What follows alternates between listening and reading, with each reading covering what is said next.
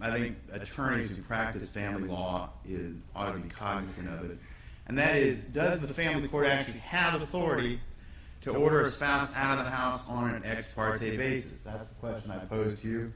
And unfortunately, the answer I posed to you is, I don't know. Now, in preparing for this seminar, I quizzed a couple of people whose opinions on the law I value highly. And one answer, Professor Roy Stuckey's, is that they probably do. Family court, he points out, is a statutory court, and it has whatever powers it's authorized by statute, and this code section 27-420 subsection 30 gives it the authority to make any order necessary to carry out and enforce provisions of this chapter. And family court certainly has the power to decide who gets use of the marital home during litigation. So since it can do anything under its authority, since it has authority to order the possession of the marital home during litigation, the answer is probably does. Judge Wayne Creech, who I have respect a lot, very thoughtful judge on the law, got his opinion, and he said probably not. Now, he qualifies his opinion that he's not talking about cases where one spouse has already left the house and is threatening to come back when litigation is filed. He's talking about situations solely where both spouses are still in the house when someone files litigation, and his answer is an order should not award use and possession to one spouse to the exclusion of another without a hearing.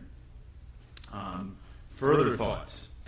Of course it does. The family court clearly has the authority to decide who gets possession of the marital home on a temporary basis, and that's the Watson case I'm citing. And the family court obviously has the authority to award the marital home as part of any equitable distribution award. That's straight from the equitable distribution statute. Sorry, the equitable distribution statute. But, and this is a big but, I would argue that the appellate courts and the legislature have already created mechanisms to remove a spouse from the house, and that those mechanisms do not include a ex parte order. The two mechanisms I'm aware of, one is the domestic abuse statute, which allows you to file a domestic abuse action, and you can actually have a hearing that will give possession of the marital home on less than 24 hours notice. I would note that pretty soon you should keep lookout, probably late this year, early next year, for an opinion from the Supreme Court case of Moore versus Moore, where that 24-hour notice provision is being challenged on due process grounds. But clearly, the domestic abuse statute does allow the court, after a hearing on a very short time frame, to order possession of the house. There's also the Watson case, which I pointed out earlier, which says that in a claim for fault divorce, the parties don't have to be separated at the time the divorce is filed, and the court can award possession of the house at that temporary hearing. So my thinking is, if the Supreme Court has already put in place a mechanism that says that you can award possession of the house on a fault divorce at a temporary hearing, then by sort of exclusion, it doesn't mean you can do it prior to that temporary hearing. There are constitutional concerns that I don't think, as family law attorneys, we think about constitutional issues very often, but I see a lot of constitutional issues that really are crying out to be answered by our appellate courts. One is the issue I just mentioned in the Moore case. But, when we order someone out of the house on an ex parte basis, I don't know how you all feel about your homes. I assume most of y'all are homeowners. My home is my castle, and that's an old English saying, and it's a pretty true saying. I mean, most people, it's the one piece of property where you're sovereign, and the state really isn't sovereign over you except under limited circumstances. And having the state intrude upon that sovereignty without any hearing, without any ability to defend yourself, there's something I just find personally offensive about that.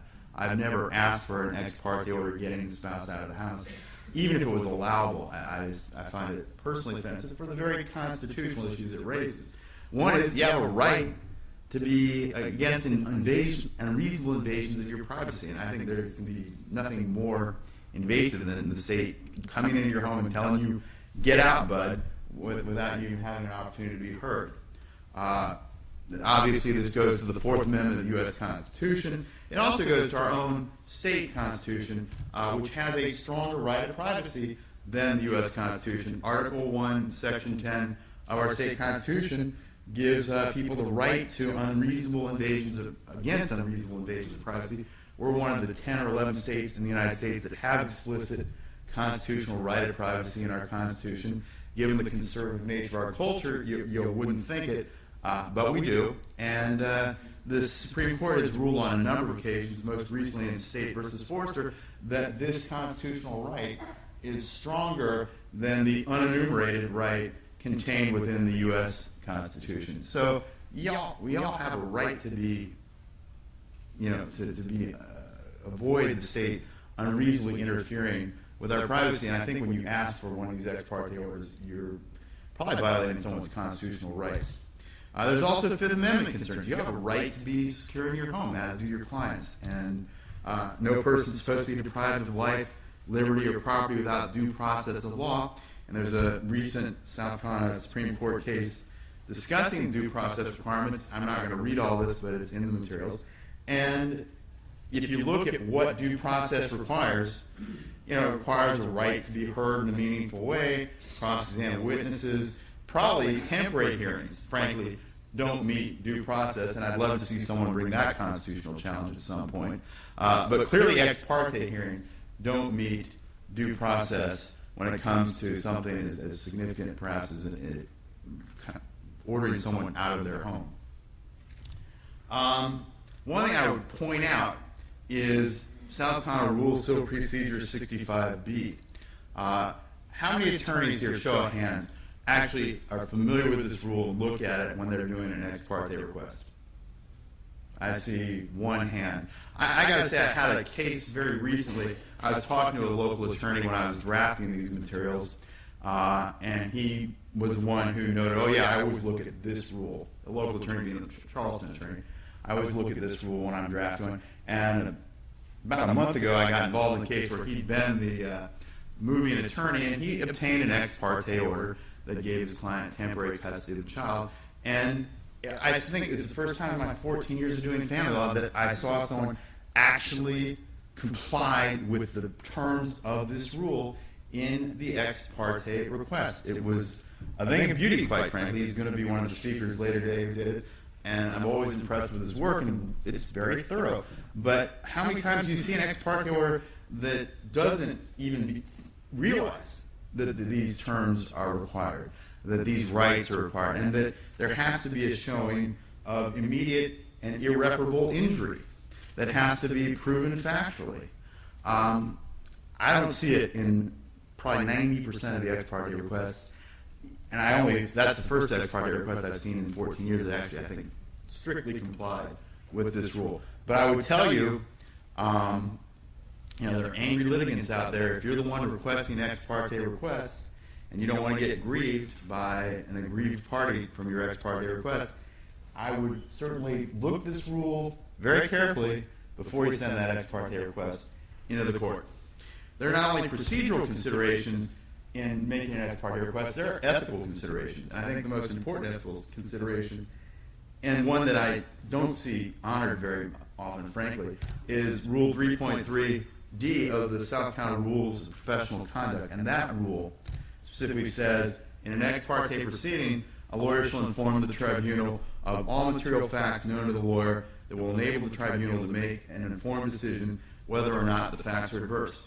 I will let you know, fair warning, if you're on the other side, you represent a plaintiff, you get an ex parte request at the beginning of the case, and you seek attorney's fees, and I think there was a lot of known facts to you prior to your filing that ex parte request that weren't in your client's materials, or prior to at the time you filed your ex parte request. I'm going to sit down, and when you request your attorney's fees, I'm going to cross-examine you on this ethical rule and your ex parte request and see whether you complied with it, because I think an attorney's ethics in doing this goes to their entitlement to fee, and I'm frankly fed up with what I see as one-sided ex parte requests, where they are not complying with this rule, but they just have a very one-sided statement, clearly leaving out material facts that are known, and then getting that ex parte relief.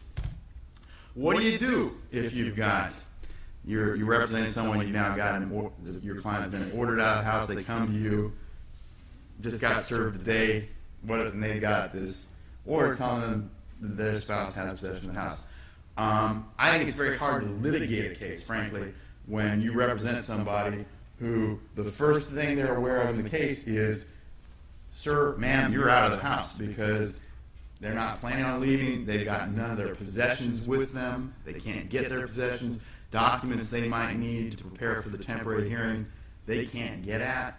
You know, to just sit and let that order rest till the temporary hearing can be very damaging. So, remedies. One, Rule 65B specifically allows you to request a hearing on that ex parte request in 2 business days or less time if you can get the court to